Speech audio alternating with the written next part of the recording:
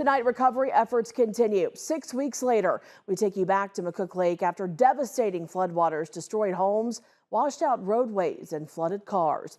Now, floodwaters have receded, but debris is still left behind.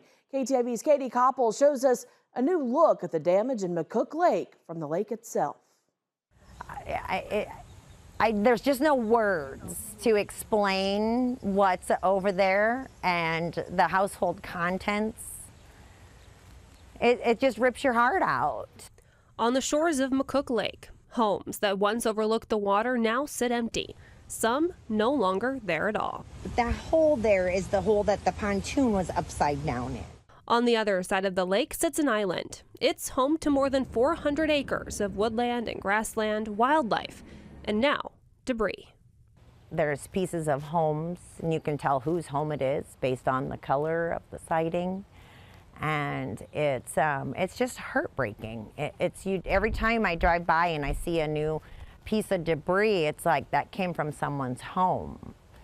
And now it's here in the middle of this island where the animals roam and very few people go. Renee Hansen is with the Isaac Walton League of McCook Lake.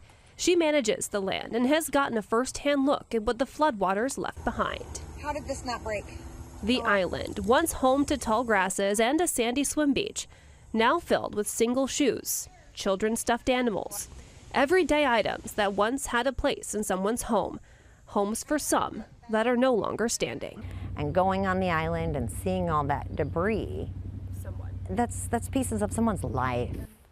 McCook Lake remains closed. It's quiet, too quiet for the middle of summer. But Hansen is hopeful, optimistic that McCook Lake and its community will rise again, better than before.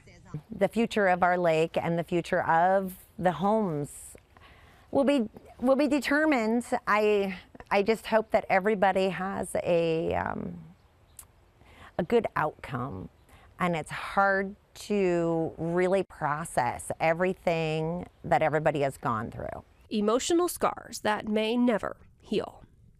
In McCook Lake, South Dakota, Katie Koppel, KTIV News 4. The Isaac Walton League is always looking for help cleaning not only the clubhouse, but all of their land. To learn how you can help and volunteer, you can visit the story right now online at ktiv.com.